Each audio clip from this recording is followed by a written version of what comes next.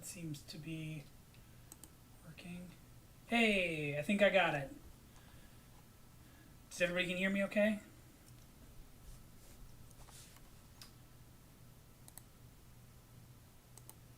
Okay, perfect. Let me know if the volume needs to be higher or lower. I don't know why, but it was configured as a weird link to a system that didn't work for some reason for audio. So now I should be good with audio. Let's go back to my full screen here, full webcam. Okay, so now that we're set up, I kind of want to go through what I'm going to be doing today. So for those of you who saw my post, which actually I didn't post, so I'm going to quick do that as I'm talking to make sure that people know that I'm doing this today. So let me just do that real quick. On Facebook, here we are. Okay, let me share this. Share to public.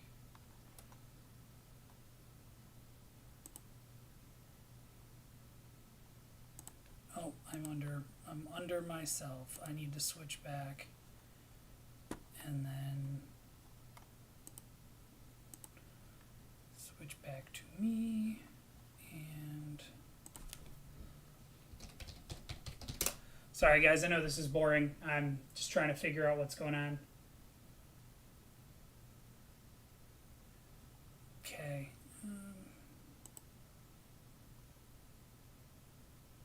Copy link. Okay, here we go. Let's go back to Facebook. And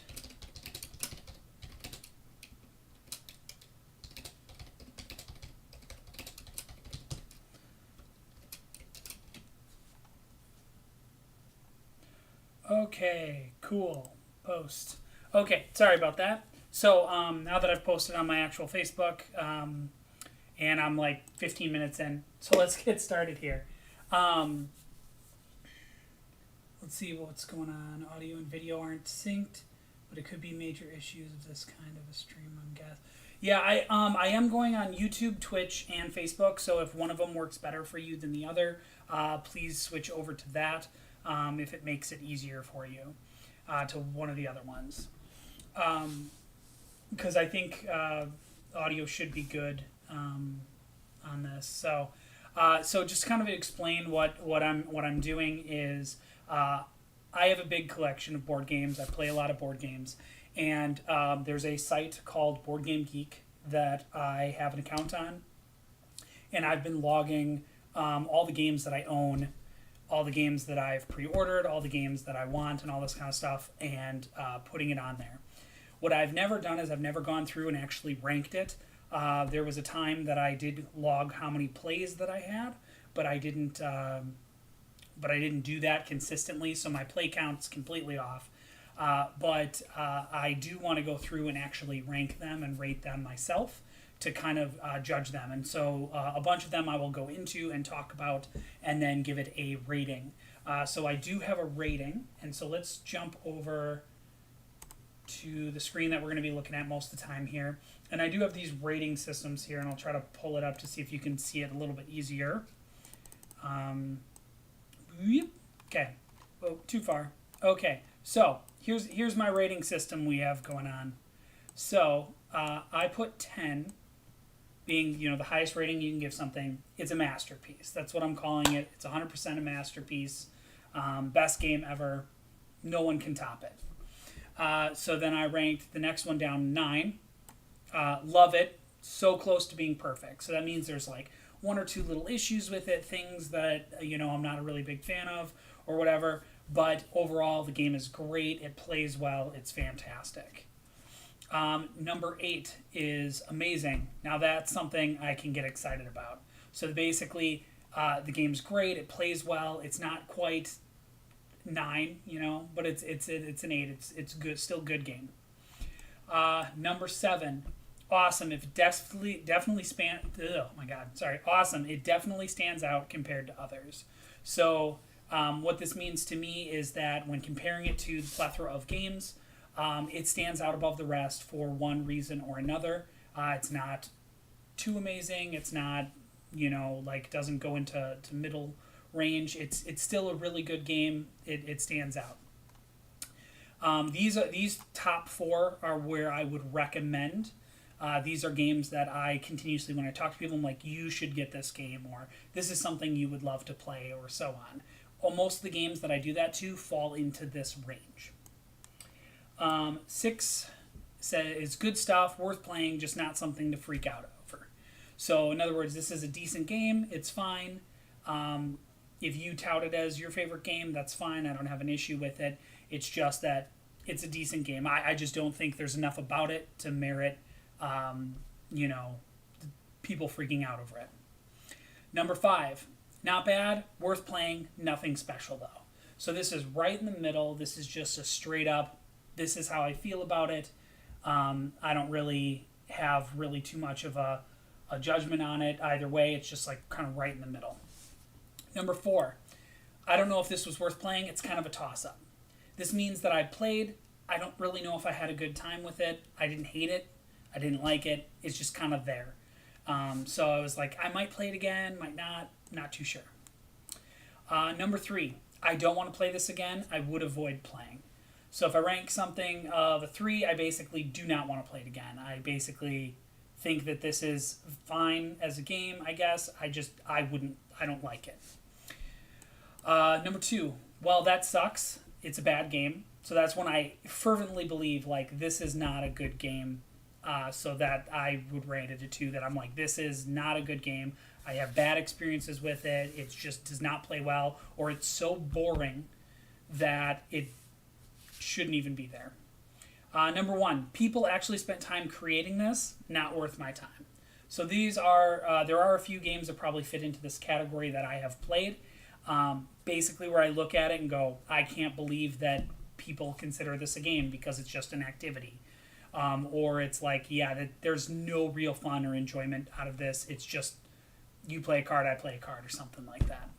Okay, and these bottom 3 are ones that if I have any in my collection, I should remove them because I do not. There'd be no reason for me to play them. I'd play everything else other than this. So, if you guys are cool with that, you understand that system, I did put it right here below my camera. So right below me, you'll see the chart, which is right here, of all of the 1 through 10. So you can kind of re-look at it as I rate, because I'm going to keep it off to the screen on the side as I'm judging. And the other thing that I have is things to look at, which is right there. That's basically going to cover some of the things that I want to pay attention to when doing this. So because I end up teaching all my games because I need to read them and learn them. Is the well-written rule book? Is there a well-written rule book in there? Is it a decent rule book? What's the time of play like? Player count, is it only solo? Is it only 2 to 3 players? How much fun factor is there? Does it have a good or a strong theme? Number of play styles or strategies. Like when you play, do you do the same thing every time, or do you do multiple? Game flow, which is like how well everything flows together. Does it feel like you're having to always forget stuff because it doesn't flow well? Mechanisms. Are the mechanisms an enjoyable thing to do? Like, are they fun? Or do they work well? Quality of components. That will be a touchy issue just because of there are upgradable components for a lot of games, and I own most of those. So that one's a little weird. Replay value. How many times can I replay it without it getting boring? That's a big one. Ease of setup, or how easy is it to get to the table? So that's another one that's something to pay attention to or look at. And the last thing on there is the art style of the game, like what art is used. So these are things that like these all have some type of weight on the rating. Basically, I judge it off its initial 10, and then these type of things kind of push it up and down a little bit within that range. So that's what I'm kind of looking at. Let's see what people are saying in the chat so we can just talk about it, and then we'll get into rating the games. So let's see here. Interesting. Let's help you spring clean your game wall. Yeah, there might be a few that we get rid of, but I have culled games every single year. So, let's see. Do you think you have more than one type of game being higher or lower on your list? Um, Natalie, I do believe that I will have. There's certain mechanisms in games that I really like. Worker slash dice placement is one of my favorite mechanisms. I know that I'm going to have a bunch of those near the top. And I don't know how many of the social games that we have that I put on my list, but if those are on here in BGG, I will probably be ranking a lot of those social party games kind of the lowest, I think. Just because I do enjoy them at a sparing time, but not at that much. So it was asked by Broken Worth what happens to my culled games. Usually a couple things. I usually have a couple different friends that I go to and ask them if they would like these games. I do have a tote down in the basement filled with games that I need to get rid of. I thought about Goodwill or donating a few of them or a good chunk of them. I don't know because I would in the future like to probably get them sold in some yard sale or something like that. But I might even put some stuff up on Facebook Marketplace at some point. But it's hard to sell something that you're like, yeah, I don't like it, so you should like it, so you should buy it. So a lot of times I just give them away to people because a lot of the games that are in that are ones that I bought not knowing enough about when I bought them. So I didn't do my research, and I've been a lot better with that. So a lot of the games that are down there are older games. There's a few newer ones that just didn't quite make it. Okay, so let me get this rating system over here again for myself on the side so I can keep that there, and let's start going through it. So, first game, Above and Below. This game came out in 2015. It is a really fun, let's find, there we go, there's a good picture. So, as you can see from the setup in the center, basically, you can have up to 4 players. I can play 2, 3, and 4. And basically, you're building your own little village with a top and a bottom. And as you're building that out, you're recruiting people and going through story elements. I think this is a very fun game. I think it's very good. I do not have deluxe components for Above and Below. I do really like it. I feel like there's more potential in the game than actually how I feel about it because there's so much you could do with that system. And there is a game that came out by that same company after Above and Below called Near and Far. And that game, I think, is probably more interesting than Above and Below. So eventually I will play that. But for right now, Above and Below, I think it's a good game. I think it's does a lot of stuff that other ones don't do. So I'm going to give this one a 7. So once again, that is awesome. It definitely stands out compared to others because I think it does. Both the art by Ryan Lockett and the style of game specifically is only available through Red Raven Games, which publishes Above and Below because those other story games are right in that vein. Okay. Ikari says, burn in a fire, board game bonfire. No, I couldn't do that. No matter what, I do not think I could burn my board game collection. That would, or even part of it, that would hurt so bad. I think if there was a fire in my house, I would probably open up the window and start chucking games outside, just because I do not want to lose any of my collection. Okay, next up is Ark Rivals. Ark Rivals is a newer game. I actually just backed this game on Kickstarter. I also backed the expansion on Kickstarter for it. It is a game about fiber arts. You're basically crocheting, things like mittens, hats, teddy bears, and so on. And let me actually pull it up so you guys can see it because it's really hard to do this without description. So this is kind of like what the inside of the game looks like components wise. It's got a bunch of these, different colored yarn, and you merge different colored yarn to make different things for yourself. There's a good picture. You're basically doing actions on your board here, and you're completing these different objects that require so many of each resource to merge together. I've never seen a game about this. This theme is entirely unique, which makes it very fun.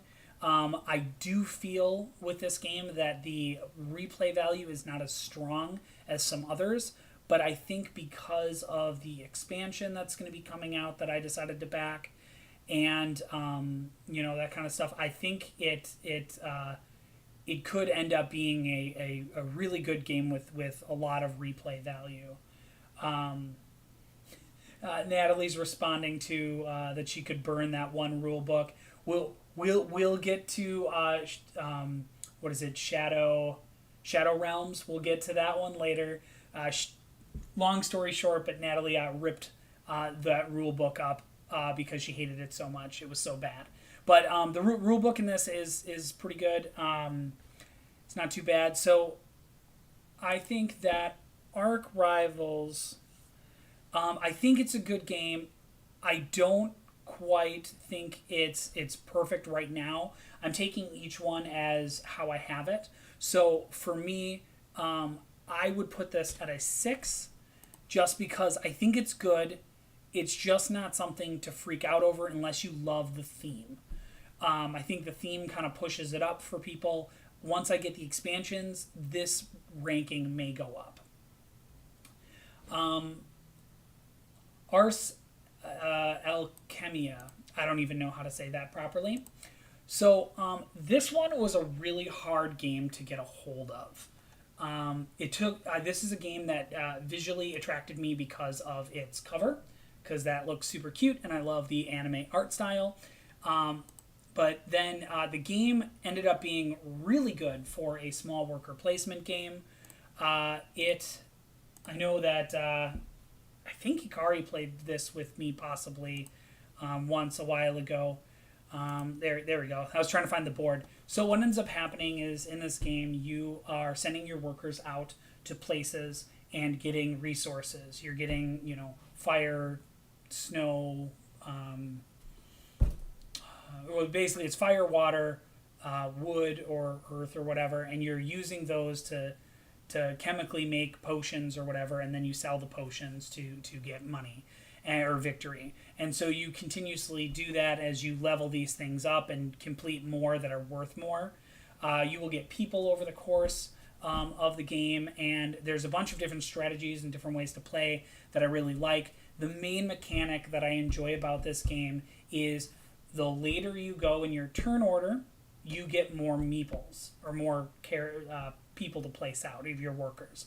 As well as if you went a place on the board and instead of it blocking you, they're blocking me, I could play 2 people or 1 more worker than you played to also go to that spot. And so sometimes you're like, I need to spend 4 workers to go to this spot because I have to get it. And so it's a really fun back and forth game, really enjoyable. And there's a bit of set collection in there by the symbols. You can see like there's a gear here and a piece of bread right here. And so as you collect multiple of those, you'll also get more victory based on sets.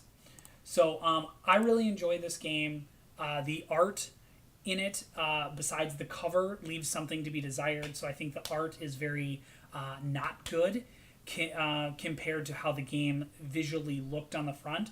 I think if they spent a little bit more money on that, I would actually rank it a little bit higher.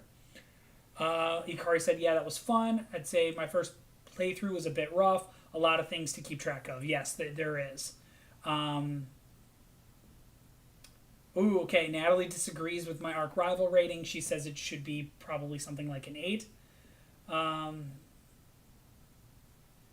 Yes, I will say that, yeah, the game is, Natalie points out that the game is really good about how inclusive it is between genders, races, cultures, and people's abilities. I agree with you. I think that is fantastic. But where it fits for me is a 6. But like I said, it will be probably better with the expansion. But for Ars Alchemia, I will probably, let's see. I'm also going to give this one a 6. Just because, like, it is a great game, but I feel like there's a bunch of small things that holds it back from being great. It's not hit it into that, like, I would always recommend this type of thing. So it's just at that bottom point. Back to the Future, the card game. Back to the Future, the card game is a really small box game. It is... doesn't have a picture of the box. But essentially, this is your board. And this is what you play with. Deck of cards, second deck of cards. All you're doing is, if you like Back to the Future, this is a fun, lighthearted game where you're basically going... Your character only exists in a certain time frame of certain events happening, and you're going back and flipping stuff and changing things to meet your requirement for existing. It's basically... It's based off of... What system is that?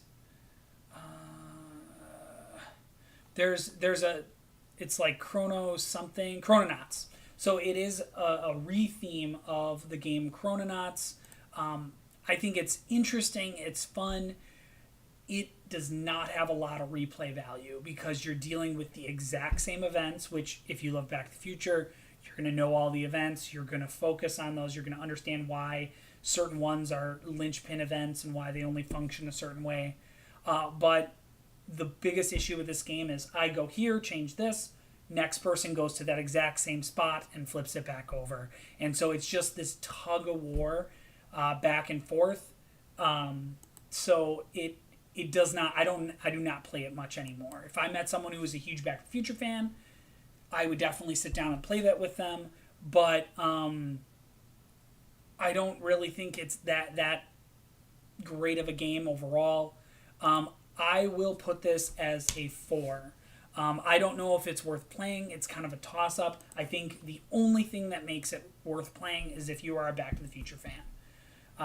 If you do not care for Back to the Future, or you're just kind of, it was an okay movie, don't even bother. It's not worth playing. But for me, that movie is a classic for me, so I will always want to play that. I love it. Okay, Bang the Bullet. Okay, so Bang is a social deduction game. So basically, you're playing with, let's say, 7 people. You're going to have 3 outlaws. You're going to have 1 sheriff, 1 deputy, and a renegade. Or in that case, I think there's 2 deputies in 7. But you have a character in front of you. The character has... Like, for example, this one, he's got his life, which is 4 bullets. You keep the track of that with little tokens. They have English text on here that basically explains what your ability is. And you are going to be playing cards against each other, taking each other down in an old school shootout. So there are a bunch of different cards that have, like, weapons that have certain ranges. There's cards you play down to have people miss you. It's a very fun... interactive game for a huge group. This was one of the first games that I ever played where you are playing with a group that's larger than your standard 6. Like, I think you can play up to 9 players in this game. So it covers big groups and it's social deduction. So people will get eliminated over time as people figure out who each other are. But the main thing is there's essentially 3 sides to this. The outlaws want to take out the sheriff and the deputy, and then they win. So basically they take out the law. The law, being the sheriff and the deputies, want to take out both the outlaws and the renegade, and the renegade wants everybody dead. So the renegade is the one that changes everything depending on player count, because you want to focus one direction or the other. I really like this game. It's been a staple in my group for years, just because there's like a card in here called General Store, we call all cards that function like that in other games, we call it general store. So like this has been around for a long time, and I've played it a bunch. We haven't played it a lot recently, but it's a fantastic game if you can start playing the meta game of, well, why would he not shoot that person? Well, okay, what is he doing with that card? And you can figure out, and through deductive reasoning, you can have some fun with that. So I'm going to put this one at a 7. I think it's a really good game. I really like it.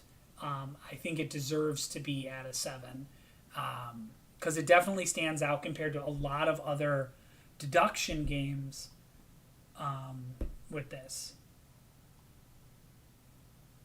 Natalie says she agrees with my rating for Back to the Future. Glad to hear. Okay, Bang the Duel. This one I'm coming in a little bit misinformed probably. I've only played Bang Duel a couple times. I think only like twice. It's basically the 2-player version of Bang. I think if you only have 2 people to play it with, like a couple, this is probably going to work great. I do need to relearn this. I want to figure it out because I think it's multiple people against multiple people. Kind of like you think like a Pokemon or like Yu-Gi-Oh! Where different monsters come in, different people come in and fight. It came out years after the original Bang, so it's just the same type of thing, but just 2 players. If I remember correctly, it works pretty good. I enjoyed it thoroughly, which is why I've kept it. I do not think it's fun as original Bang. I'm probably going to put this at a 5, and the reason being is I think there's way better 2-player versus games than Bang Duel, but I do want to replay it sometime soon so that I can rejudge that. Okay, next up, Before There Were Stars. Before There Were Stars is a storytelling game, so this one doesn't fit into the natural like cohesion of the normal games. Basically, what you're going to be doing is you roll a bunch of dice, and then you use that dice to place out constellations in front of you to use as aspects in your story. So there's 4 chapters to the story. You're going to be drafting 2 cards, turn 1, and then you're going to be telling a story, and then people give you stars, which are the little pieces right here in your bag per how well they think you did, either a value 2, 3, or 4, and at the end of the game, you basically pour out your bag and figure out how many points you get. I really like this game. I think it's really fun, especially because there's multiple different of these cards. There's a front and a back, and then another front and back. Yeah, it's a very enjoyable, very fun game. Visually, it looks very nice, and I do also love the star pips on these dice. They look great. So this one, if you're looking for something more relaxed, more chill, more fun story experience to tell between people as you're drinking like tea out on the patio type of thing, this is a really good game. I'm gonna do, let's see here. I'm gonna probably rate this one. I'm gonna go with a 7. I think it's really fun. This one is one of them that's I think kind of an exception because it's not as much of a game. The points are in there to make it a game, but it's more of an experience. It's more of something that's fun. So where I normally would rate that lower, this one I think I rate higher because of that, because I do find it super enjoyable. Next, going with Beyond Baker Street. Beyond Baker Street is basically a Sherlock Holmes game where when you draw your hand of cards, you do not look at them. They face outward. So you're looking at people, let's say I can't see these cards. I'm looking at the back. Everyone else can see what's in front. And what we're trying to do is we're trying to deduce who did it, what was used, and what the opportunity and motive and stuff is. And so we're basically placing evidence down, and you're trying to hit the exact number. And on your turn, you ask a question like, you know, or you don't ask a question. Sorry, I misstated that. You state a fact about someone else's hands. You say, "Hey, that this is a book, or this is a purple card, or this is a number 3." So you can, or a high number or whatever. So you can tell them one thing about the card. But if you spend all your time doing that, you're gonna basically end the game. So people will have to make guesses and put them down and hope that they're right to try to succeed. And you're supposed to basically finish the mystery before Holmes does. And so I really like Beyond Baker Street. I think it's a great game. The only game that plays similar to it is Hanabi, which I have not played. So I'm gonna give this one an 8. I think it's really good, especially if you're playing with the right people. You can really, really push it. Let's see. Linnea Live says, adding that to my wish list sounds great, up my alley. How's replayability? I'm guessing you're asking about the replayability of Before There Were Stars, because you commented a little bit ago. Before There Were Stars is fantastic for replay. I know a lot of people have come up with their own styles for the story. So you can find stuff on BGG for extra content for stories. But even what's there's such a huge stack of cards that trying to... you wouldn't be able to retell the same story twice, even if you wanted to. So with that game, I think there's a good enough amount of replay value with how many cards and what you might be able to do to create a story. Natalie says, with Beyond Baker Street is one of the few cooperative games she enjoys. I agree with you with that. It's a great fun game because that is one of the games, and you'll see in a lot of my cooperative games that I like, you cannot alpha game, or it's really hard to, because everyone has missing information, so they can't really tell you what to do because they are also going off of missing information. Biotics. This is a very small game by Smirk and Dagger. What you are trying to do is you're trying to fill up your petri dish to get points. When you pull them off and stuff, you can get points and everything for it.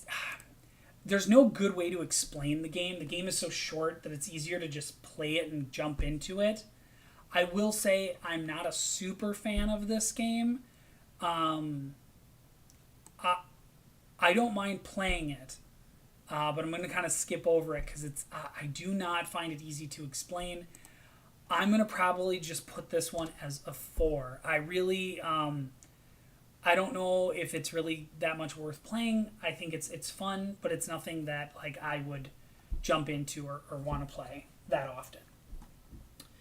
Blockus. I've actually only played this once or twice. This is my wife's game. We've played it a few times. I think it's interesting. I'm not a big fan of polynomials as a game type, which is what this falls under. You're racing to get all your pieces out, trying to make sure that you can lay them all out in the configuration to get rid of them. It's fun, it's enjoyable, but it's not anything that I would want to play very often because I feel like it would get boring. Let's see. I'm going to probably put that one also in 4. I never really enjoyed it that much. Oh, wow. For you, it's an 8. Okay. Wow, I did not expect that, Ikari, that you would put that one that high. Maybe I need to try it a little bit more. Maybe I need to give it a couple more plays. We do still have it. Yeah, your family used to play it a lot. I could see that. Yeah, it falls under that traditional game titles because it's one that you can go pick up at Walmart, Target, or whatever. Next, Bob Ross and the Art of Chill. So, I picked this game up at Gen Con a few years back. I specifically picked this up because I thought it was more of a joke. Oh, hold on. Now it says, Blockus reminds me of when people are playing cards. You do it passively while you are chatting, which is what I like doing with my family. I agree with that. I think Blockus works really good for that because when one person's thinking about it, the other people can be chatting. So Bob Ross and the Other Chill, I thought was going to be a joke game. It looked cute. It was funny because I think I walked up to the table, and yeah, here's actually the exact table at Gen Con, and this is what I saw. And I'm like, okay, there's palettes on the table. You know, you put paint colors on your palettes, and there's this wonderful easel here, you know, where you're putting paints on and stuff. I'm like, this is cute. This is funny. I don't know if I'm going to play this a lot, but it looks like an enjoyable, fun experience. I'll get it. I'm really glad I did. This game is fantastic. It's really fun, and it really gives you the vibes that you're watching one of the Bob Ross painting videos. And the game mechanics are solid. The only thing that I'm not a big fan of in the game is that you roll a dice before your turn, and that dice gives you an extra action or not an extra action based on how you roll. So that just kind of imbalances the game a little bit to me. But other than that, I think it's a really good game. Let's see. I would probably give this an 8. I really like it that much. I think it's really good.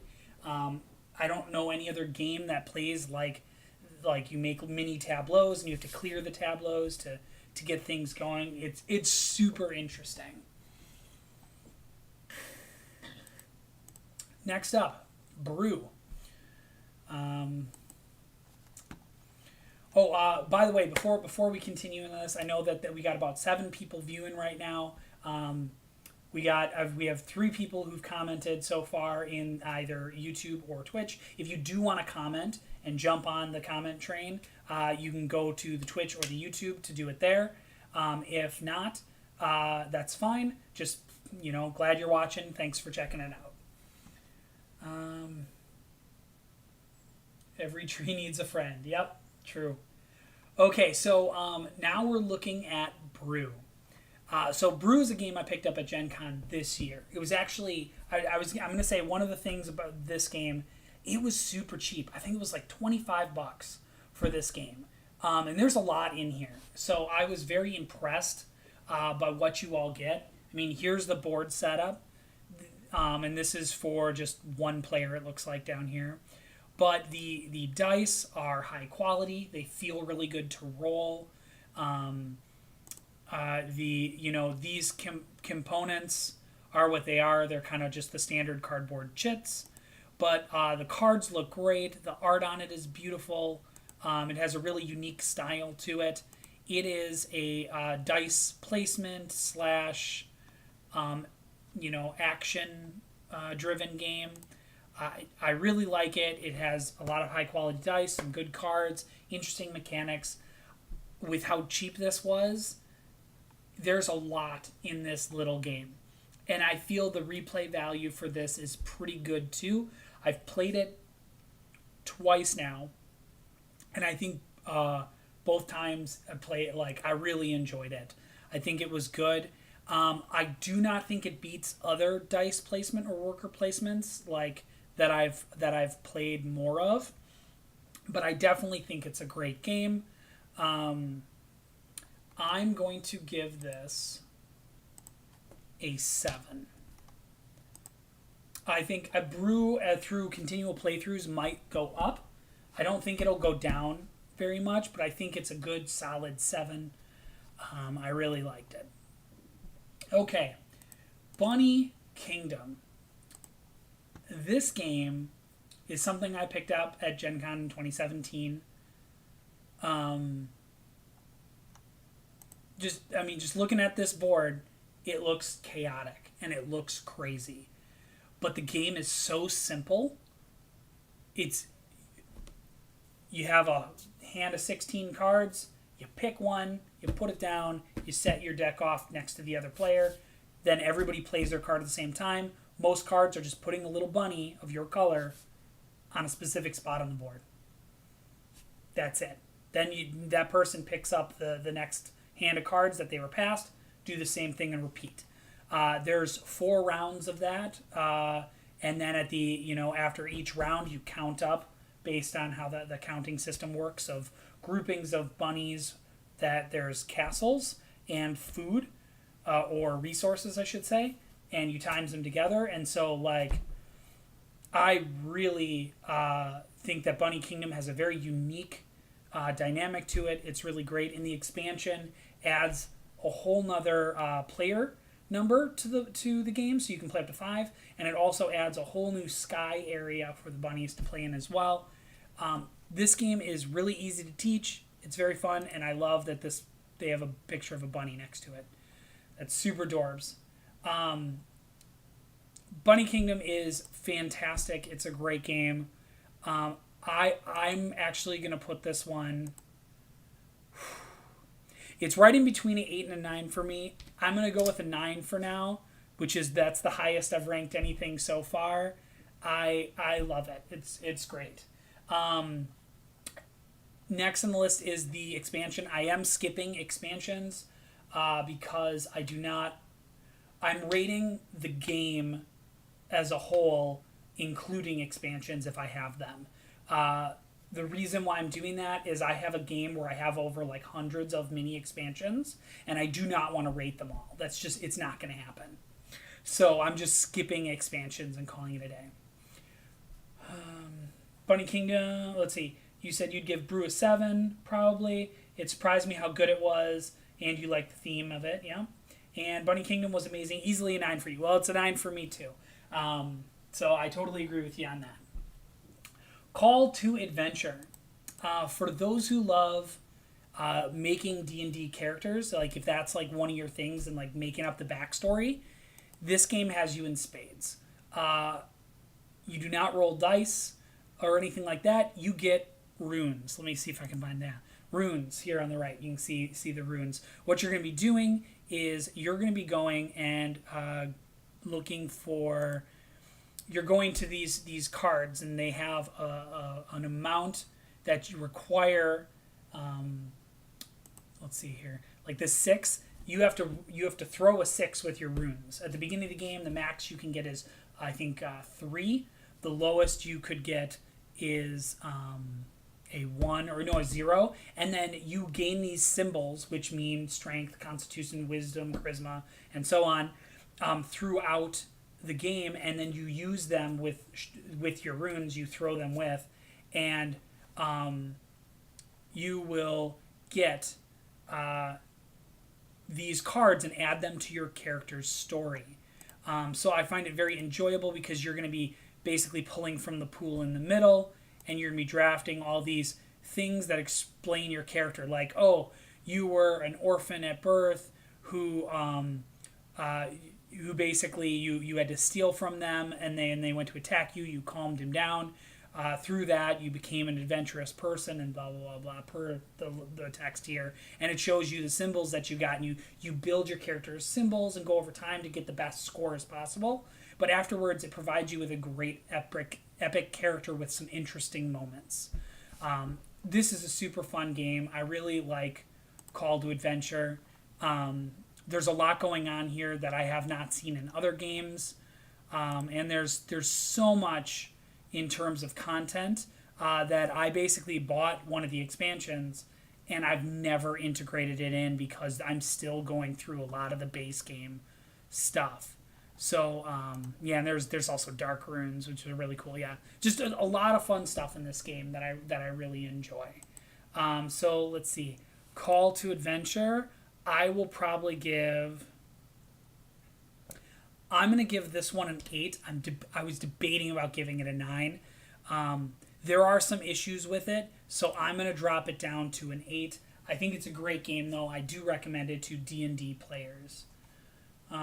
Yeah, Natalie says the runes are very satisfying to throw. I agree with you. They feel like a dice, like from the feel of them, but they have a nice matte finish, and when they hit the table, they just kind of explode out. It's very fun. If you're used to throwing dice, this is definitely a different feel. Okay, Canvas. Canvas is a very cool art game. The art from Canvas is very similar to a game like Dixit or something like that. But what makes it fun is, let me go to, so the cards for Canvas are clear. And that's what makes this fun, is you're really working on this bottom part of the image. You're trying to get cards to line up with their symbols and do all these different things per your goal cards, which are located here. They look like this. They basically say, hey, you know, if you get multiple of these symbols on each of your things, you get so many victory and so on. But it's really fun to take these abstract backgrounds and throw in these clear card pictures and try to come up with something the best you can with the randomness that you are given. I love the art. The cards are very fun. This is a really good entry-level game for people, because if you want something where you don't want, if you know, you're like, yeah, I don't know what to do, I guess I'm going to go with this. If you don't want to worry about too much thinking, you can play this. If you're someone who thinks too much, you can play this. So no matter what, I think you'll have fun with this game. It's very enjoyable. The components are really good. Even your board is not a cardboard board. It is a cloth. So the cloth is fantastic, and it adds to the feel of the game. So this is something that I really enjoyed as a game. I have both the first game, the expansion, and there is actually a third expansion on Kickstarter right now. So it is fantastic. This is a game that I would very much recommend. I'm going to actually give this one a 9. I normally wouldn't rank it that high, but it is so close to a perfect game for intro to people, for playing multiple times. It's very enjoyable, and it just looks gorgeous. We have Keith Ray joining in. Dice. Yeah. The feel of the runes feel like dice in Call to Adventure. They feel fantastic. If you have a chance to play, man, I recommend it. Okay, the captain is dead. So this is a game, theme-wise, basically it's any sci-fi space game, mostly Star Trek, pretty much. But your ship is having issues, and you're trying to repair your warp drive. I think they call it a hyperdrive or whatever in here. And your ship is dealing with attacks. It's falling apart. Asteroid fields coming in. All this different stuff. And you're trying to repair and do what you can to fix the game and build yourself in a way to get to fix the ship and get out. I think the theme on the game is great. I think visually it looks super interesting. Let me find some... This one looks a little bit different than mine does, because I bought it when Game Crafters had it. Now AEG owns it, and they kind of changed everything look-wise. There is one major complaint that I have with this game, which is unless you take the chief engineer, you're most likely going to lose. So it's similar to like Pandemic, how people talk about if you need the medic most of the time to do a lot of fast healing. If you do not have the medic, it's not going to work. But in here, it's sort of like the same thing. Chief engineer is almost entirely important to get that warp drive back online. If someone's okay with playing the chief engineer every time, everybody can be anyone else, and that's fine, and everything else works about the same level. So that's really my only complaint. Otherwise, I really enjoy the game. The art style is super unique and different. The Captain is Dead. I find it to be a great game. I do not think it's going to be my favorite cooperative game, but I will put it as a 7. I think it stands out. I think it's really good. There's so much going on at once in that game that you just cannot force people to play a certain way. Once again, with the alpha gamer, you can be, I'm gonna just do this, that's more important right now, or you can all work together to do something great. So Okay, Natalie, you spelled Sean wrong, or at least how Sean spells it. Um, Carcassonne. Carcassonne is a classic tabletop game that I ended up playing about 6 months ago for the first time with my friend Jonathan online. Um, this is pretty much how Carcassonne lays out. This is not how it ends up. Um, there's only one correct way to spell Sean. Nice. Um, Yeah, so Carcassonne, basically you're placing these meeples on different spots on the board as you place down the tiles, and then you're hoping to score that area in a certain way. Each of those meeples are used differently to score different points. Uh, I understand people's love of this game. I understand why they like this game. I even understand why it's rated as high as it is. The problem is that there are so many games that does the same mechanics way better, and that's way more interesting and fun. Um, I'm gonna put this down at a 4. I might even be convinced that it'd be a 3 because there'd be no reason for me to play it if there's so many other games that do it better, which I think they do. So I'm putting it at a 4. Cartographers. Cartographers is a newer game that I got. Oh my god, I wish I could draw that good for that. Is that? Oh my god! Look at how beautiful that board looks. Holy cow! Someone spent way too much time doing that. Usually the boards do not look this way when people play them. We're gonna. This seems more correct.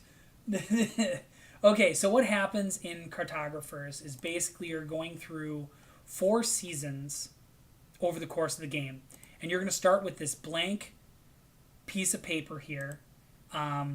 It looks like this, and these cards will be coming out over the course of the game. Let me see if I can find some of the cards. Those are victory. So over here, you can't see that. Let me. So on. Oh wow, that is big. Okay. So over the course of time, you're going to be... Oh, of course, it doesn't show it. Yeah, okay, now you can see. So right here, you're going to be flipping out cards, and those cards will have a symbol on it, or a type, and then 2 different polynomial patterns in which you can draw them in. Or it'll have 1 pattern and 2 types, like water and field, and then you have to put it in like a T shape or whatever. And each of these have like a number on it, denoting how much time it took for you to do it. And each season has a number, and when you surpass that number, everything gets cleared off, shuffled, and then you redraw through the next season. Each season, you're scoring 2 cards. In this case, it's C and D, and so in this case, it's D and C. It'd be these 2 victory conditions, and each of the victory conditions give you points per each thing you do. The variety and replay in this is fantastic. There's stuff from the expansion I have not even gotten into yet. There are so many different boards that you can play on. Cartographers has a lot of interesting stuff going on, and it's a really good, enjoyable game in a small box. I bought the big box because I knew I was going to love it as much as I do. So I am definitely ranking this one pretty high. Cartographers is considered like roll and write, but it's more of a flip and write because you're flipping a card and then you guys are writing something down. I'm going to give it, I'm going to say 9. It's so close to being perfect because there's a few things that are just a little confusing in it, but I really feel like it's a solid game. It's really, really good.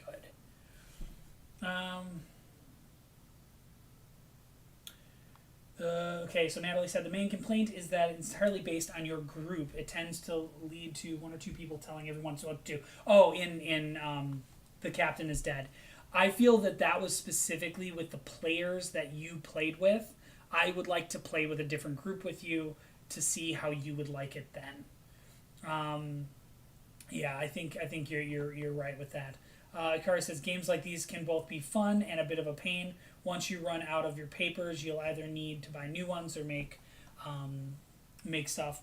So they do have free PDFs online that you can just go and print. The second thing is that it comes with like a stack of papers, and each expansion you buy comes with another stack of papers with that new map, and each of them are double sided. So I feel like that even if I play this a bunch, I don't feel like I'm going to need to really print a lot off. I might do what I want to do at some point is I would love to do a stream of one of these games and give people a digital copy of one of the things so they could play along with me. But I don't know if I'm going to do that. I think it would be fun though. So if you guys are interested in that, let me know. We could play cartographers across the stream together. It'd be fun. And I have some of the expansions already for it built into my big box. Okay, cast off of Game of Inappropriate Casting. Okay, this is a game developed by a friend of mine, and I own it and I have it and I really like it. I'm very disappointed that it didn't go anywhere, and it doesn't even look like there's no images on here. So Cast Off is a social party game essentially, but what you're trying to do is there's you draw three voices, so character voices. So let's say Arnold Schwarzenegger, Christopher Walken, and Kermit the Frog, right? And then you draw three movie quotes essentially, and they're like things said in popular movies that people would know. And so you pair up one voice with the movie quote, and then the people are trying to guess who you are saying it, what movie the quote is from, who from the movie said that, and then like what year the movie released. So the more you know about the quote, the better. But basically, you can gain up to 4 points every round. And if you're playing with people who are really big movie buffs, it's a really good game. I really enjoyed it. I have fun with it, but you need to play it with the right group of people, or you're always going to lose points for people not trying to do the voice, or from people not knowing any of the movies. Because there are some movies in there that I have no clue about. But I really enjoy that game. I think it probably lands square as a 5. I feel like if there was more cards and more variety of cards, I would probably enjoy it way more if there was more stuff that was pop culture, or at least American pop culture. So let's go to the next one. Castle Panic. Castle Panic was probably one of the first cooperative games I ever played. You are all working together to stop all these hordes of enemies coming at your castle. Every time that they hit into your castle's edge, they will basically knock it down, and then they'll try to knock down the actual castle tower, and they'll work their way around attacking your whole castle. If at any point your entire castle is gone, you lose the game. But other than that, you're trying to defeat all the enemies. All the enemies have numbers on their corners, so they turn down if they have multiple health. There's also like a boulder, and there's some stuff that gets rid of people from your hands. It's a very fun game. It's very enjoyable. They actually released a deluxe edition recently, and that looks really good, but it looks way too expensive. I would just rather get the old one, which that's the one I have. And there's multiple expansions for it. So Castle Panic, I will give... I would have probably rated this higher before. I would have probably rated it like a 7 or 8. I think that this comes in as a 6 for me. I think it's good. It's worth playing. It's just nothing to freak out over. There's enough cooperative games now that it does drop it in rank a little bit for me. So I want to go back here. I just saw that Tesseract was being advertised on BGG. So I gotta jump in on this. Tesseract is not on my game list yet. I do not own it. Saying that, I have played this game multiple times. I love it. It's fantastic. It would basically be a 10 for me.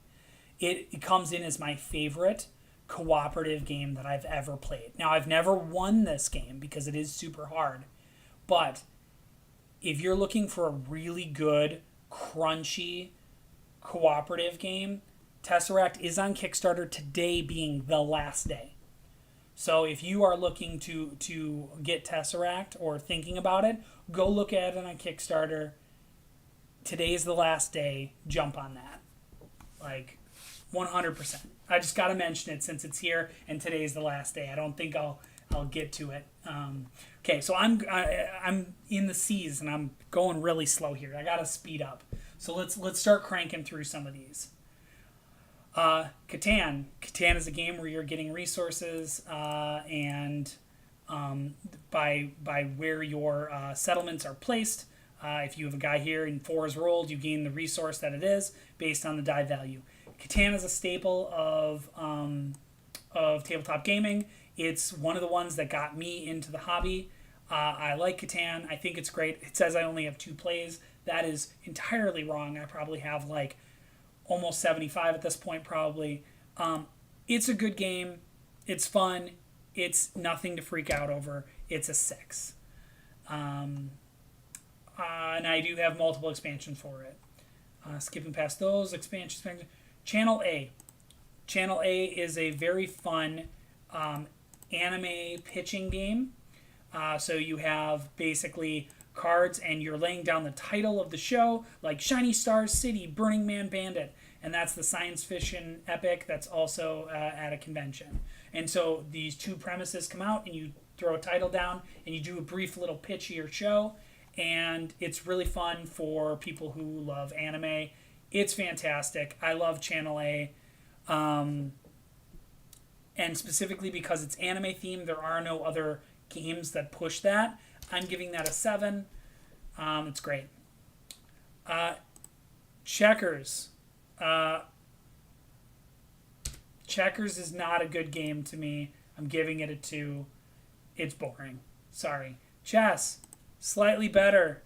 I'm giving it a 3. I really don't feel like playing it most of the time. It's not a very good game, at least to me. Yeah, that's normal checkers. I have normal checkers and chess on here because I own multiple boards. So yeah, just I don't know. You know what? We're gonna make them unranked because it doesn't matter. They're just unranked. We're gonna do that. Cinder. Cinder is a game that is basically about it's like Tinder, but you're dating dragons. So it's called Cinder. The whole thing is you want to push your luck dice game without getting burned because it's dragons. It's cute, it's fun, it's an enjoyable little game to play. They have great custom dice. I don't know if you can see them here on the bottom with hearts and burns on them. It's a really fun, cute little game. I've never played anything quite like it. It's super unique.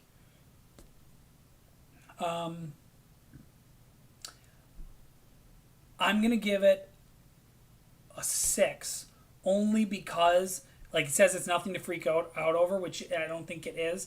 I think it's a good game. It plays well, but it doesn't, the replay value for me isn't as strong as I'd like it to be. Let's see. Yukari says, they're timeless classics, everyone's gateway drug into board games probably, even if they aren't most entertaining. Yeah, I mean, everybody plays them, but like I don't feel that they're a good introduction to any genre in board gaming besides the abstract gaming category. So like abstract games, if you like those type of things, you're probably going to like abstract games. I was about to message checkers and chess enthusiasts and have them come comment on these. They can. Go ahead. Like, I understand that they're classics for a reason. They've changed over time, but I do not think in terms of modern board gaming that they have the staying power and the ability to be like great. Because there's other games that I think do similar things to chess. Like when we get to the Duke, I think Duke is a better game than chess, 100%. But there's so much of a culture around chess that it will never be that way. Okay, Clash, Jihad versus McWorld. I only have this game because it's a reskin of a game I was trying to get forever called RRR. I decided to get rid of this game. So I no longer have this in my collection. So that should tell you that I will avoid playing this game because of the theme specifically. I think the gameplay mechanics are okay. It's basically playing tic-tac-toe, but with you lay down cards that have abilities, and those abilities change what other people had did previously. So you play like your X next to someone's O, and it says the card that's over here becomes on your side, or it shifts over this way. And so it changes the board as you're playing, and has a really unique interaction. So I think that's fun. But the theme is so poor when they translated it over from Japan to the US. It was very bad.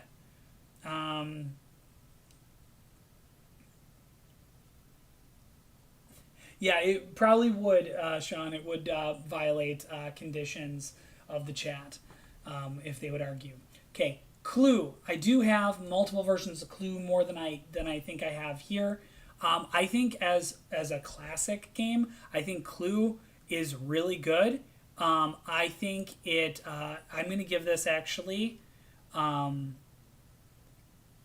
going to give it a 5 because it's not bad. It's definitely worth playing, but there's nothing special about it. Years ago, this was the only like deduction game that exists. There's better deduction games now, and I think it's really good. But there are better games than it. Skipping over Clue, Harry Potter, because it's basically the same thing. I think they add one different mechanic and it's themed. Codenames. Codenames is a great deduction game, but not deduction of people, deduction of things in the center of the table. So I will say now that Natalie and I are horrible at this game together. I think we've maybe won once with playing this. You're trying to get your partners to select cards for you to basically point out which spies are yours without uncovering a bad or your opponent's one, because you don't want to lose. I think Codenames is a really good game. It's good for social activities. I thought it was a stupid premise when it first came out. I was very wrong about this game. I think it gets a 7 because it definitely stands out compared to a lot of other games that try to do the same thing. Natalie said she loves some good old-fashioned Clue. My complaint is that every household has different rules. That is very true, and I wish it would become more standard because there are multiple different ways to play, but I wish that those rule sets had names. So, Clue, whatever, Clue, blah, blah, blah, so that basically you could set it up that way. Codenames Duet does the exact same thing as Codenames. You could play it with multiple people. It's the exact same game, but you can now also do it with 2 players. So I'm going to give it the same ranking. Most people probably rank it higher. I put it about the same. Coimbra. Coimbra is a deep game. This is the one game that I own that goes against one of my rules. So 2 of the rules that I use when I buy board games is 1, I do not buy games with years in the title. So if it's like, the Battle of 1842, whatever, I do not buy a game with a number in the title. Number 2, I do not buy games that are named after cities. The reason being is they're so boring most of the time. They're like incredibly bad games. So this game specifically broke that with me. It does a mechanic where dice are rolled at the beginning of the game, and you pick what die you want. And you're going to pick a total of 3. The color of the dice matters, the pip that's on the die matters, and then where you place the die matters. So you have 3 things from your die that you selected that become super important for the round. So you only make a few decisions during the game, and every decision is so important. It's so heavy-handed how this game works.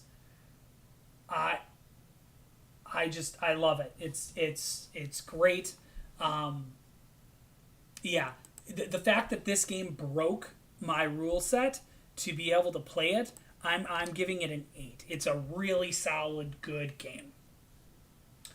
Um, Natalie said she does love code names. Yeah. Um, Concept. Concept's a fun social party game. Once again, you have a board with all of these different symbols, and you're trying to get people to guess stuff based off of linking things together. So, for an example, I could place it on the movie icon over here. Let me try to see if I can zoom in a little here. Oh, big pictures. I could place it on the movie icon here and be like, okay, it's a movie. And then I would put like something on the battle. So they're like, oh, it's a movie where people battle. And I could, do a couple other things. Like I could maybe, do this cut an arm and link those together. So, okay, in the movie, the guy loses an arm. And you can do a bunch of these things together to kind of get at the concepts. You can throw the colors down for the theme, sizing, and you can explain up to 4 things at the same time because there are 4 colored cubes. So you can basically get the idea across of what you're trying to say. I think it is a really good game, but it's really hard to find people to play it with who will enjoy it. So concept. I'm gonna throw it at a 6. I like it enough. I just wish other people liked it as much as me. Natalie said that Coimbra is one of the only Euro-looking games. One if the only Euro-looking game. Yeah, because we have a lot of games that use Euro mechanics, but specifically, that's the only one that I have that has a Euro look, and it's actually not super dry for a Euro. Contender, that is a game I recently got rid of. I think it's fine. I think it's an okay game. I bought it. Oh, sorry. Ikari asked, "What's Euro mechanics?" So there are 2 categories for board games. The categories are a Euro game, and the other one is Ameritrash. You can probably guess where that term came from. Basically, Ameritrash or American trashy games are games that are heavily themed, that have tons of randomness, that require very little skill. So I'm trying to think of a really good example because there's a bunch of stuff out there.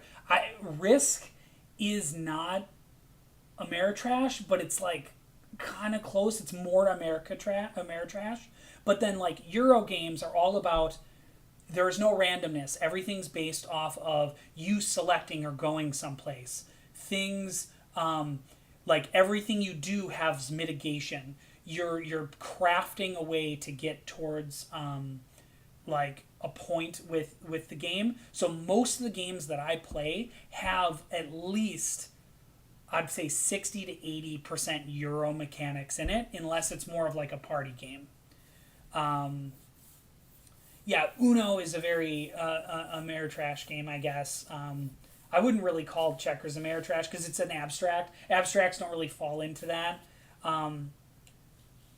Yeah. Basically, Euro is more structured and thought out. That's pretty much what it means. And when you compare 2 of them next to each other, you'll be like, okay, I totally get this. This makes sense why this is a Euro game and this is Ameritrash.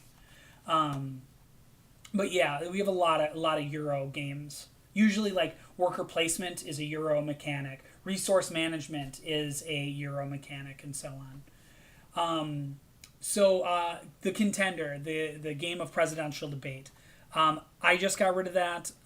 It was fine, but after the last election, people were so politically charged. It was a horrible game to bring out, and there was no good time to play it. So I got rid of it. I specifically am putting it in 3. It would be a little bit higher, but I just don't want to play that game now. It's too frustrating to deal with because either you sit down and you play it with people who all agree with you, or they get into arguments at the table. Not fun. So it's just not coming out. Courtier. Courtier is actually a really great game. It's the exact opposite of a worker placement, kind of. What you're doing is there's a board. Let me zoom in here. That's all you're getting. There's a board here, and there's groupings. The Senate, the royal family, minister, the church, the military, commerce, and so on. And each of these groups you're trying to gain influence over to complete these petitions. Let me jump out to show you a petition. Petition. This one here says 7 points. If you have control over the minister and you have control over the, I can't tell what that is. That person in that grouping. And so if you have each of those people, you can turn that in and you get 7 points, and then you get another petition. And so you are continuously trying to work on playing cards to influence certain people or certain groups and turn in petitions to basically get victory. I love it because the petitions have sometimes 4, they sometimes have 2, but the whole time you're trying to fill it up, and as people start to fill it, more and more people fill those spots because blank votes come in, or influence, where it's like it could go either way. Trash, never heard of that phrase, but man, I do love it. I'm glad you love the Ameritrash phrase, Natalie. So yeah, Courtier is a fantastic game. It's very enjoyable. It's a different take on worker placement because you're placing your resources, and those resources help you complete goals. So I definitely think it's a unique and very fun game. The art is a little dry for my liking, but it's really good. I'm going to give this an 8. It's a really good game and very enjoyable. I'm going to skip Crabs Adjust Humidity, which is basically a Cards Against Humanity fan expansion. Creature Comforts. Natalie's going to be excited about this one. Creature Comforts is a very cute game where you basically have... Where are the critter meeples? I need to get to the critter meeples. Hold on. Critters. You have these critter meeples, and you place them out onto the board in these different spots on the board, and you will be gaining resources, turning those resources in to buy cards here and on the other side here to collect comforts for your future season, so for the winter. It's not a very mean game. It's very friendly. This is probably the best worker placement intro game that I've ever seen. I highly recommend it. I think it's a good game for kids of young age, as well as for like families, or even like if your parents don't like games. I think this is a good one. So let's jump back. I'm going to rate this... I'm going to rate it a 7. I think it's great. It definitely stands out compared to other games. Super friendly, really good. Critical Mass. Critical Mass is a 2-player game where you're going head-to-head in mechs, specifically like Mech Warrior style mechs. You're basically playing your hand of cards against each other, because basically on your turn you both play a card, you reveal a card, stuff happens. But none of those cards come up back into your hand until you play the recharge option. But then when you play recharge, you can't defend yourself, you can't do anything, and sometimes you can get really blasted and killed. But other times you're defending, you're attacking, you're doing all this stuff, and then everything's adjusted. Where's the board? On your board here with these cubes. As they go away, you get into more critical, and then you won't be able to do anything, and you lose. I think it's a very fun game. I don't get to play this enough. I would love to play this more. I've never seen a game that does 2-player head-on-head combat similar to this, and I really like, because you're really pushing the aspect of, when do I refresh? When do I pick up my hand? Is it worth it now? Should I wait? Should I wait until after they refresh? And so on. I think that it's a 6. I think it's a very enjoyable game. I think it is definitely worth playing. And I will give that to both of them because it's two games that are the exact same, but they have two different card packs and stuff for the different mechs. Cryptid. Wow, I can't believe we're still only in C's. I'm probably not. I'm probably only going to go for about 2 hours tonight, and then I'll have to continue this another night. Okay, Cryptid. Cryptid is a much better clue. More or less in the game, there's a setup card that tells you how you're going to set up, and then everybody gets one clue.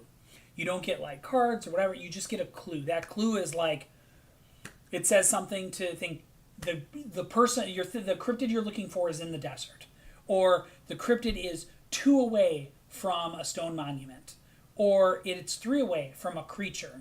And so there's these boards that's laid out, and certain pillars and things get set out at the beginning of the game. Then you move this little pawn and you ask someone a question. I place it down and I go, so Bob, does that work for you? And then he puts down a disc for yes or a cube for no. And so the whole time that you're doing this, you basically are trying to figure out what everyone else's clue is.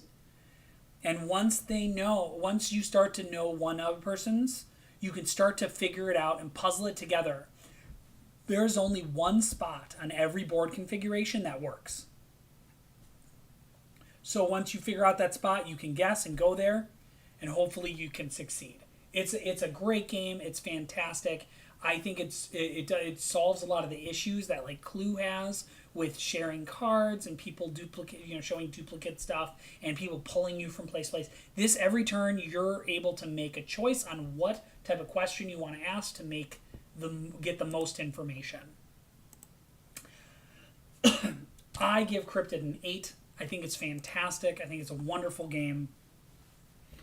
Cult of the Deep. I bought it. I do not know how to play it yet. I'm still working on that, so I'm going to skip that. Cutthroat Caverns. I have every expansion for this game. This is an older one from 2007. It is fantastic. It's fun. It's basically a dungeon crawler.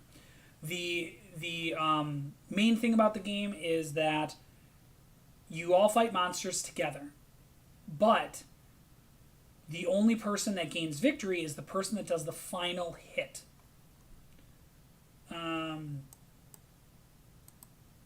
That's weird. There's a bunch of weird posts in the YouTube stream. Weird. Okay. Anyways, sorry. The last person to hit is the only one that gets victory. So you're basically fighting off with each other at the end when everybody's trying to get the final blow. But up until then, you're working together. And that happens over a series of, I think it's like 9 or 10 monsters. It's a lot of fun. It's very enjoyable. Play back and forth with people. This is a really good game. I think it's fantastic. Wrong one. I'm going to give Cutthroat Caverns 7. It's awesome. It definitely stands out above others. I think that this would instantly become a 9 depending on the group you play with. So it's a 7 to 8 for me. I would give it a high 7, but it could be even a 9 with the right amount of people, or the right people. Love Clue and wanted to challenge. Cryptid is perfect for you. Yeah, I agree with you, Natalie. Cryptid is a perfect challenge and a good step up from Clue. Dance card. Sorry, dance card is essentially a game where you are going to a dance. You are attending a dance at a high school, and you want to dance with specific people. And if you dance with all 3 of them, you win the game. And so, let me see if I can find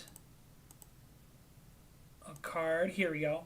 So this Austin would be your character, and you want to dance with Estelle, Kate, and Olivia.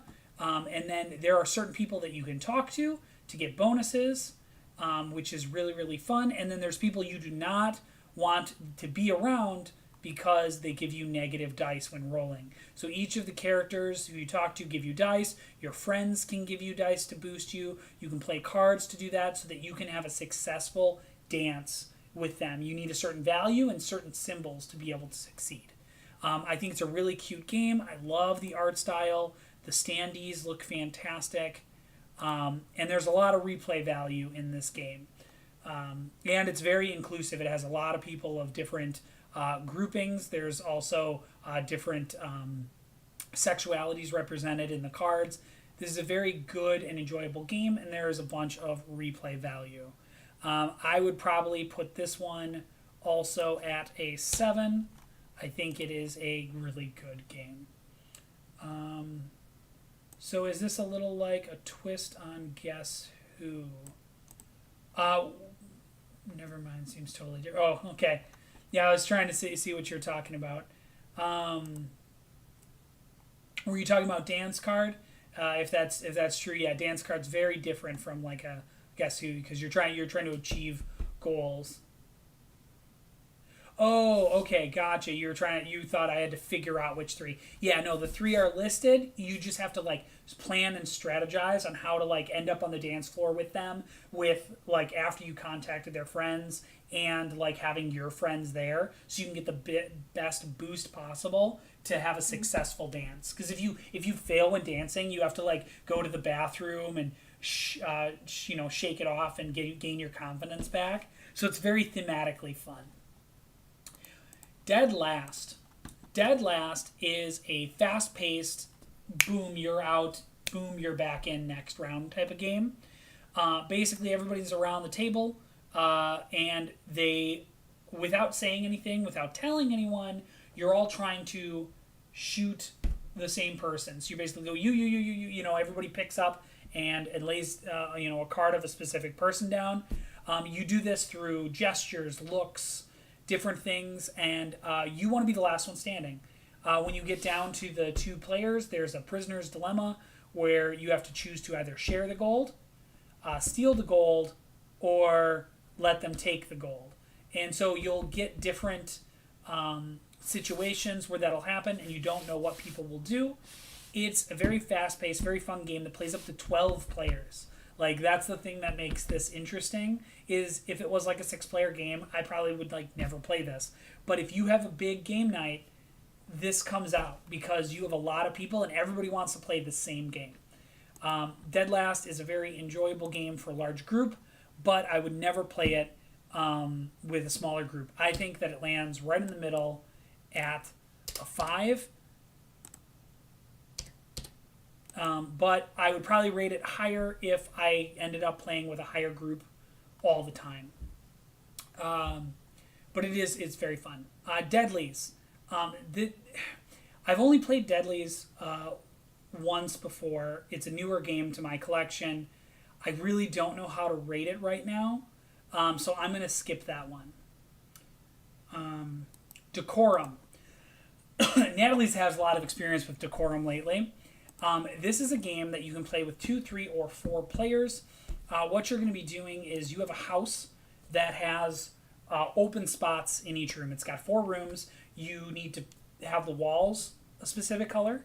You need to have certain art, lamps, and curios in different rooms that are different colors and different styles. And so everyone will get a setup. You'll get a setup card like this where you set it up in a specific way, and they probably won't have a card on here of the challenge. But here's all the different things that you can put in each of the rooms, and as you can see, there's a bunch of different rooms and a bunch of different placements. What you're trying to do is these cards that look like this, and you can't see it, has requirements on what you put in that room. Like, the upstairs must be painted red. Or, you do not like retro style furniture in the house, so you cannot put you don't want anything retro in there. Or, you're a big fan of yellow, you want yellow paintings everywhere. So, like, you're both trying to work together when you have all these different goals, and it's really hard to basically be like, hey, you can't tell them to your partner. So you basically you go, oh, hey, how would you like if I put this lamp here? and they're like, I hate it. Or I'm fine with you putting that lamp there, and you have to deduce what their goal is through this like placing stuff down. It's a very fun game. I very much enjoy the 2-player is the bigger aspect of the game. I think the four-player has 5 boards to go through, or 5 challenges, and then the 3-player I think also have 5, but the 2-player has like 20 challenges to go through. I really like this game. I think it's great. I'm going to rate it a good 8. It's right in the middle of my recommended type games. Dice Forge. So the concept of Dice Forge is fantastic. Dice with removable sides. So you can customize your 2 dice to level them up as much as possible to get the most out of your turn. The problem with this game is that every time you play, all of these cards are always the same. There's like 1 or 2 that you can switch out to sort of change the experience. I did buy the expansion, and I haven't played with it yet, but I think that's going to change this because I think it's going to add a lot more variety with the cards, because I think that was the biggest problem. The second problem that I've come out with is that, where do they have it here? This board right here on the top right, that is where all the tiles go.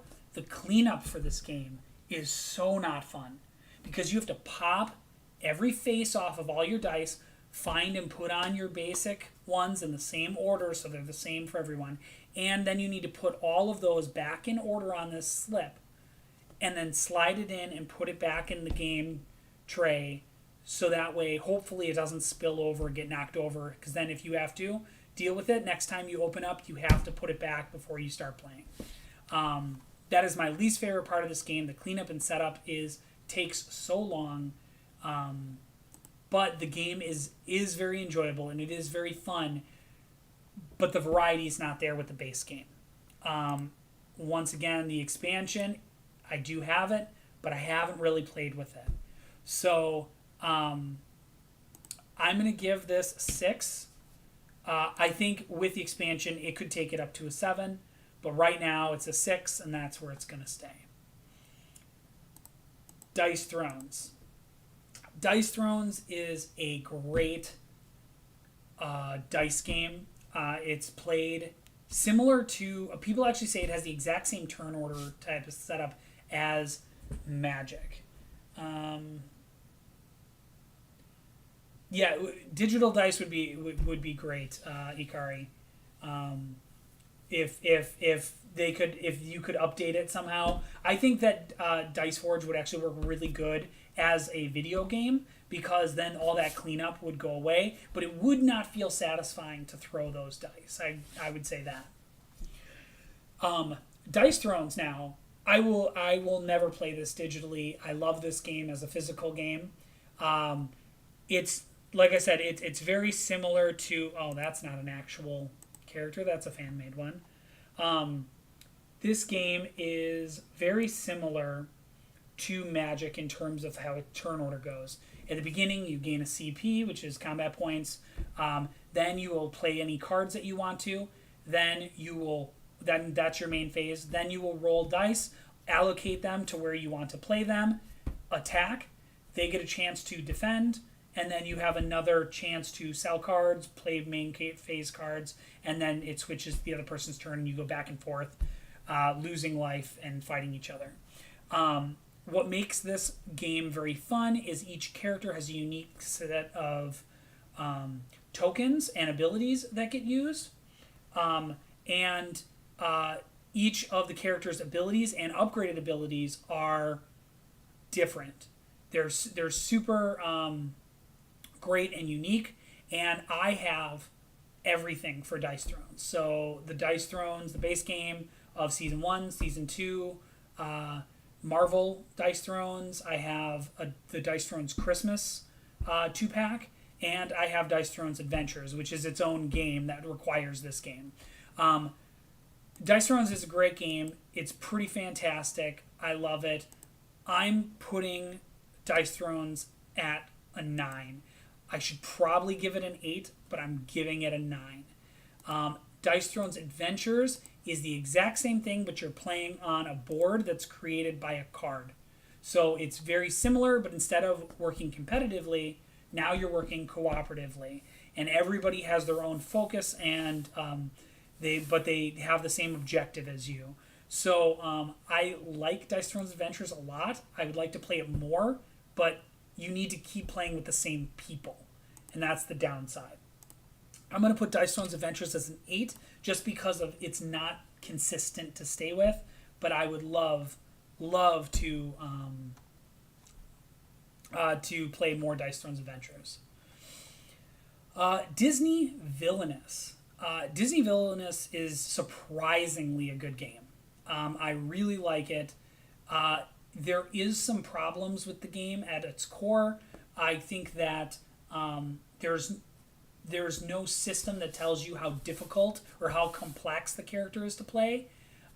Nothing that says, like, oh, it should take you about 20% of the game, like 50% of the game you should be finding this card. But once you find this, you've passed your halfway point. So there's no good, like, explanation of, like, oh, am I playing someone that's very difficult compared to this person?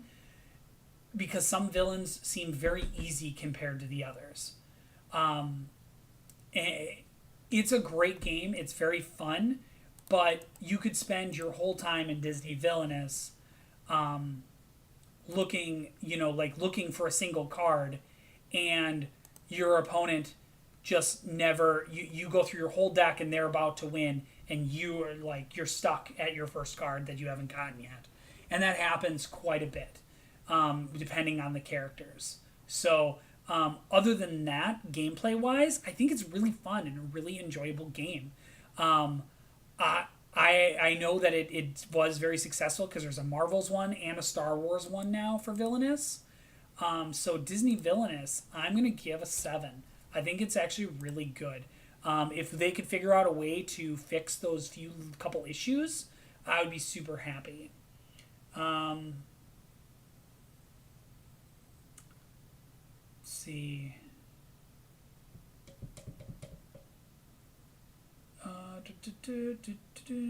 Ikari said that he meant actual dice with LCD faces. Could update the icons easily. And Kithray responded, not as safe to those of people when you lose. Oh, not safe to throw at people when they lose. Gonna keep listening, but lunchtime, so I won't be able to chat easily. No worries, man. You don't. So I'm glad that you're able to be here. I've got probably about 10 more minutes anyways, and then I'm probably getting off because then it's been a 2-hour stream. So I'll probably have to continue this on another stream. I didn't think it would take this long. Dixit. Dixit is a social game where you're basically someone gives a clue and they put out a piece of art, like you could say mysterious or crazy, or whatever you want, adventurous, and then other people are also laying out cards and everyone's trying to guess which card is yours, and hopefully you're able to get the right one and you move up in points. John, it was lovely having you as well.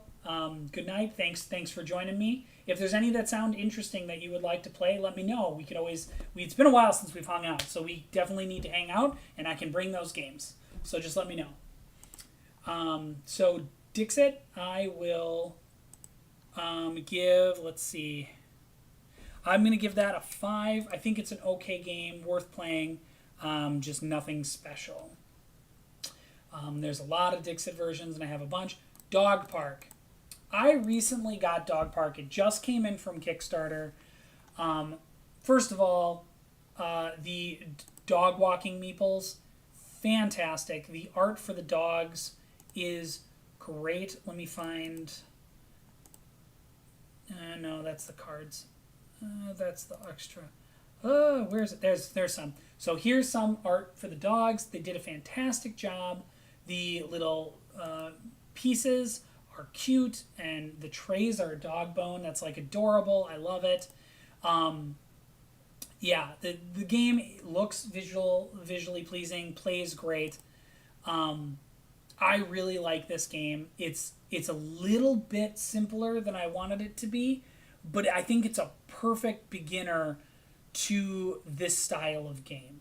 Um, there's only one thing I wish that they would have done. When you walk your dog through the park, there's basically a single path you start with. It splits off in two directions, and each of the symbols on there are exactly the same every time. There is a stack of cards that flips over that basically X's out one of those locations and then also puts out one or two more treats on a different location or victory or some other symbol. I really wish that those were more random. I wish that that center part of the board was ended up being like a bunch of tiles that you shuffle and then you lay them out in a different order every time. I think it would have made it way more interesting that it would force people to move a little bit faster. It forced people to take different directions. I think it would be a better game, in my opinion, if they would have done that. Other than that, I think the game is really well done. I think it's a good game. That is like the missed opportunity is that that middle track is not as good as it should be. I'm going to put that game actually at an 8. I think it's great. Dominion.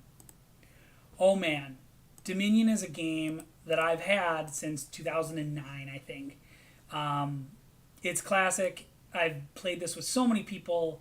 It's such an enjoyable deck builder. It was the first big deck building game. I think I have like 7 or 8 expansions. It's huge. They're still making content for it, and I'm not buying it anymore because it's not worth it. I won't play with the content that I have. This is getting a definite 9 from me. It's not quite a masterpiece, but man, is it close. It's like really, really good. I don't know why there's 2 for Dominion. Probably because of second edition, I guess. Dread Curse. Dread Curse is a really good pirate game. You got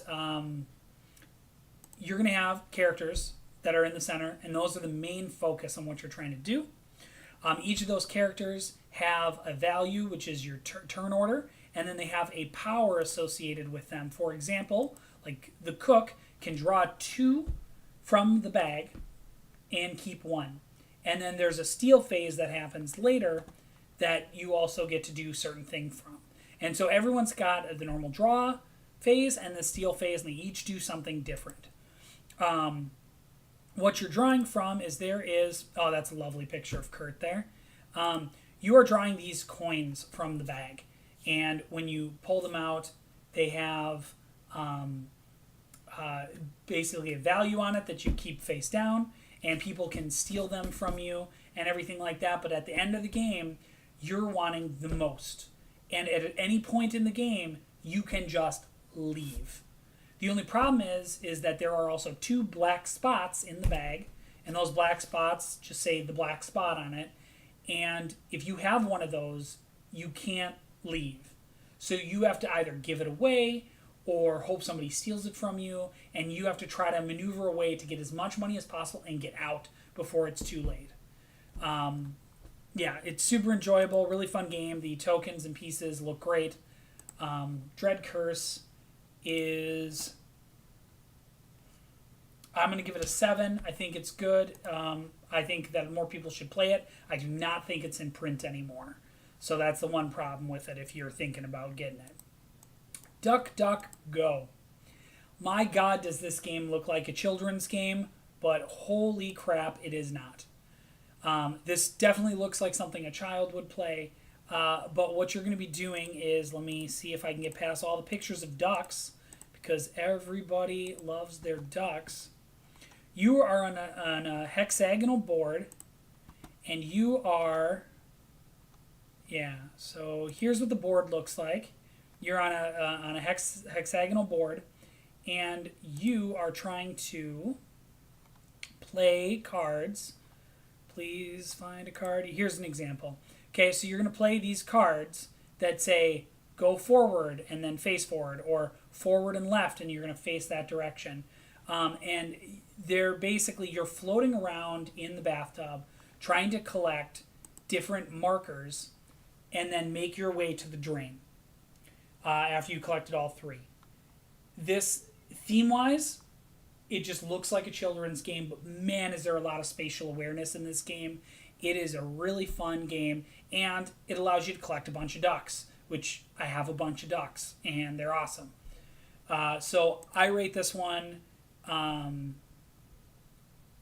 going to say 7. It's not quite something to get excited about, but definitely a unique game in terms of theme and good table presence. The Duke. This is the game that I said that rivals chess. I think it does a great job. The board looks like this. At the beginning of the game, you start with 2 basic pieces and your Duke. The Duke is like your king in chess. You do not want them to be captured. By capturing, all you have to do is surround the piece in a way where it cannot move. You on your turn, you either move one of your pieces, and when they move, they flip, or you pull a piece from your bag and play it to the board next to your Duke. So it's all about being spatially aware, all about movement, and since you don't know what piece you're going to pull out, that's the randomness of it, those pieces could be really strong, or they could actually hinder you depending on how you're fighting with them at the moment. It's a great game. It's very fun. It's one that I need to play more. But yeah, the moves are fantastic. They have the basic rook, bishop style, like a horse movement, but they also have a bunch of others, ones that you can jump over pieces, shoot at a distance, all this kind of stuff. Natalie says she has 2 bags of ducks, not including mine. Yeah, we have definitely a lot of ducks from DuckDuckGo. So the Duke, I will. I'm gonna give that a 6. I think it's really worth playing. It's not something to freak out about, but if you're like a chess person and you like that abstract, this is a game to try out. It's nothing that I would just recommend to anyone, but there are good expansions for it too. It's very enjoyable. Okay, let's hope I can get past D's here in the next little bit. Okay, Dungeon Drop. Dungeon Drop is a cute little game where at the beginning of the game you grab a bunch of cubes and you drop it so high above the table and they bounce everywhere on the table, spreading out. What you're trying to do is certain cubes represent the wall. You are going to be picking a section in that wall and drawing up cubes to get points and everything in that triangle-shaped room that you did. Your goal is you're trying to get the most stuff as possible to complete your goal, as well as get points so that you basically get out of the dungeon with the most. If monsters are in that, they attack you, and you have health, and if you lose your health, you lose. But if you make it out of the dungeon with even 1 health, you're awesome and you're good. So this is a really fun, really cute game. Definitely need a tray like this to play it because those cubes can go everywhere. I would say that this game, it definitely, I would say I want to give it a 7 just because it does stand out and it's very different from everything, but I don't think it's good enough to get that ranking. I will probably put it as a 6 because as replay goes, it's not as good as it should be. I know they've come out with a bunch of expansion stuff for them. I do not have any of those besides what I originally backed on the Kickstarter.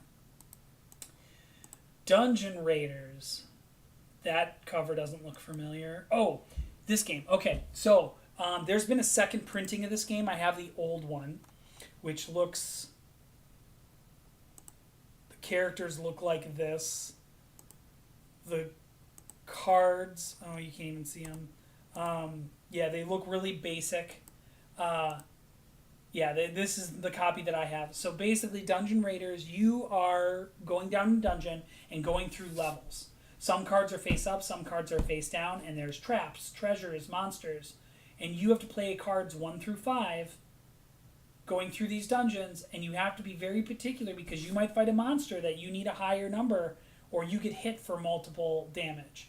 If you ever die, you lose. If you the goal is to be the last, to be the one out of the dungeon who's still alive with the most money.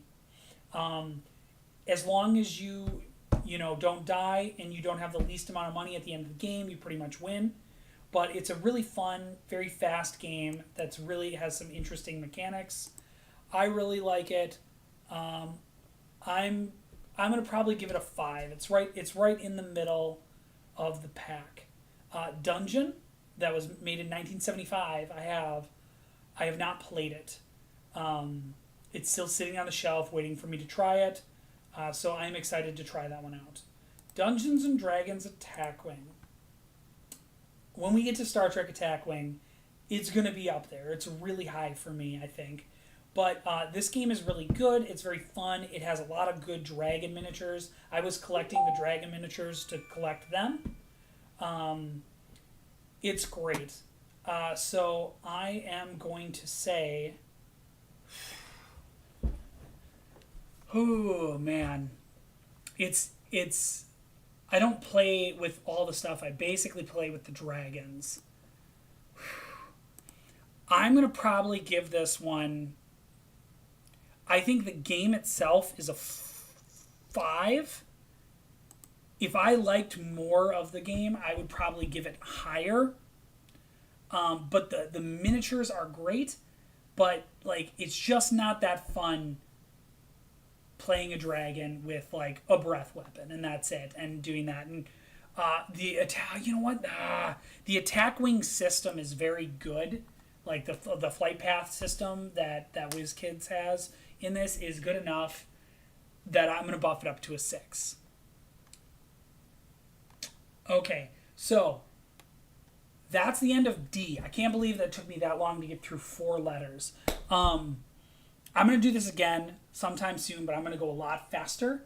But I'm going to stop here now because it's 2 hours. We're going to do this again. I'm going to plow through the rest of these. I might try for this weekend or on next Wednesday. I will keep you guys in the loop. I'll let you know. Oh, thanks for the stream. Yep, thank you, Ikari, for checking it out. I'm going to say once again, any of you who are watching, if you're interested in playing what I consider one of the best cooperative games ever, Tesseract, Last Day to back on Kickstarter. I backed right away. You don't need the metal dice. They're amazing, but you don't need them. Tesseract, go back. But we will definitely do another one of these soon. I'll keep you guys updated. But thank you for tuning in. I had a great time, and I won't bother you as much on the next one with going through everything. I might just rate a game and skip some stuff or whatever.